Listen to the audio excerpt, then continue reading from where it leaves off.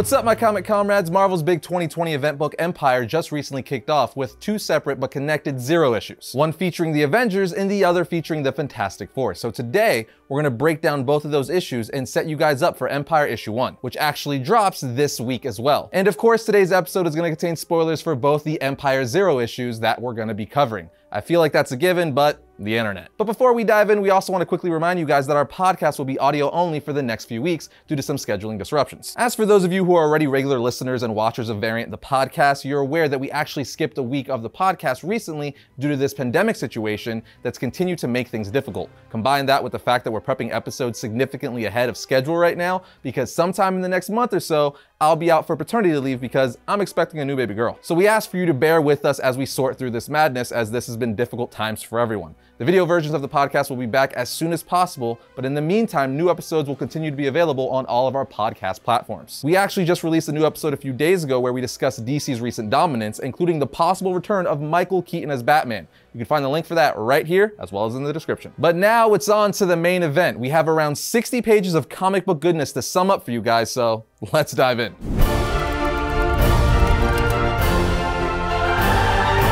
To start, let me just quickly sum up the premise of the Empyre event and just lay the foundation for all of you. The overall Empyre story will essentially follow the Avengers and the Fantastic Four as they team up to prepare for battle against an invasion against the Skrulls and the Kree. With that understood, issue 0 of Avengers Empyre starts off with the Kree massacring an entire race. We see a caption saying, "I have a front row seat to a massacre, a genocide, innocent people, innocent beings slaughtered to the last soul." Then the leader of this group of Kree, Morag, then says, "Now let them see our strength." One of the soldiers speaks up to Morag saying, "Will the Skrulls approve of this action? This was a peaceful competition." Morag then says, "There is no such thing as a peaceful competition, and if our enlightened visitors do not see that, they have surely succumbed to delusions, and we will cure them. Then see if their miraculous technologies will serve us. The stars are endless, and we will conquer them all. The Kree way is supreme." We then cut to Tony Stark, who's dreaming all of this, saying, "The worst thing is that wasn't just a nightmare. That all happened." He then starts blaming his nightmare on spending the night inside of a Celestial's head, and says, "Typical Tony Stark, we're gifted the corpse of something ancient when this universe was young, and I fit it with a hot tub and $10,000 silk sheets." Tony then gets a message from the Avengers where they're like, "Hey, there's an SOS coming from the blue area of the moon, so we have to go check it out." Tony says to himself, "The blue area of the moon? That's where this battle/contest gone wrong took place that I was dreaming about." The Kree versus the Katati. The winners would gain the Skrulls' favor, which was a huge deal at the time. A contest the Katati won. Now on the Quinjet, Black Panther then speaks up saying, "I've got interesting information, guys. The blue area of the moon is no longer blue. Instead, we see it's a garden or jungle of sorts." So the Avengers land their Quinjet and start taking a look around. But Cap's like, "There's no life here, no animal life anyway,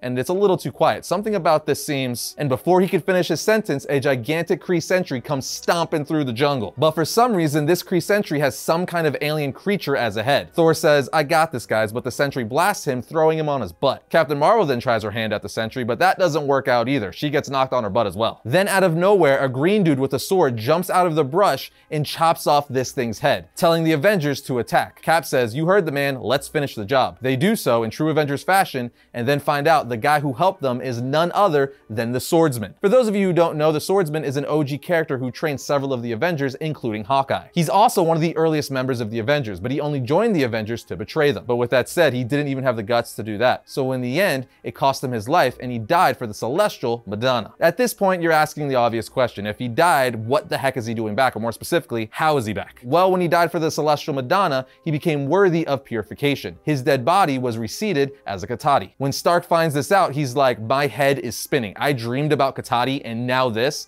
Then Robbie Reyes, Ghost Rider, is all like, "So you're a plant and a zombie. How does that work?" The Swordsman says, "I am the Swordsman, but a perfected version merged with an ancient Katati intelligence." Swordsman then goes on to explain what this place is. We find out this is sacred ground to the Katati, where it all went wrong so long ago, where the Skrulls engineered our conflict with the Kree, and where the Kree learned to hate us. So this is where it starts, where we finally left our heads to meet the sun. Ghost Rider then asks Stark, "Back up a little. Who is the celestial Madonna?" He says her name was Mantis. She was one of us. Kind of a super martial artist, but more than that. Swordsman then says, "Together, her and I made a child. A perfected Katati child with the spark of a human spirit, one to lead us." Thor, being familiar with the Swordsman and all this, says, "I remember your boy. By now, he will surely have reached full station as a celestial messiah." And a voice then says, "No, that's just the title, Thunder God. My name is Sequoia. My friends call me Koi." He continues to say, "But yes, I am the messiah, the foretold one, and I will save this universe from all evil." Speaking of evil, Koi sure does look evil. All I'm saying is, celestial messiah, I'm a little suspicious. Anyway, we find out that Thor is like an uncle to Koi, as the two have been on adventures together a few years back in the storyline Avengers Celestial Quest. Koi then shows the Avengers the last of the blue area on the moon, the last of the old city, the last piece of the past. He then says, so it's here we will grow the last piece of our future. When we complete this garden, it's the first step toward redeeming all life kind. Koi then says, but a push would speed it up. This is the moon after all, where life-giving water is not naturally found. So Thor says, say no more. The storm is waiting from one god to another, from the old to the new, and calls down a thunderstorm creating rain to help the garden grow. While this is happening, Tony is talking to himself saying,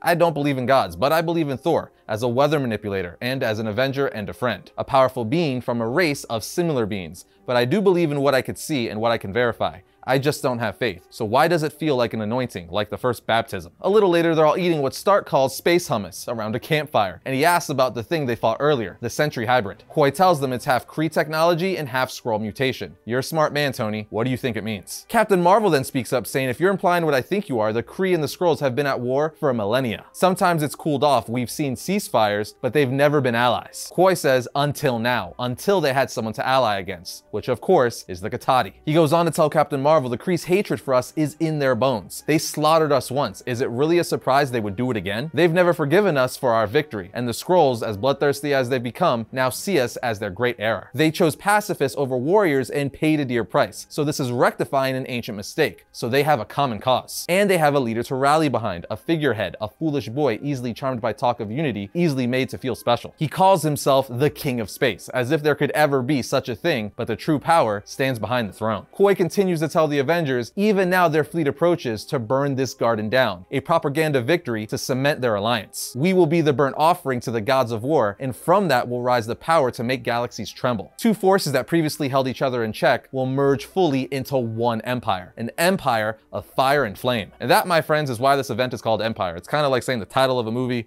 in a movie.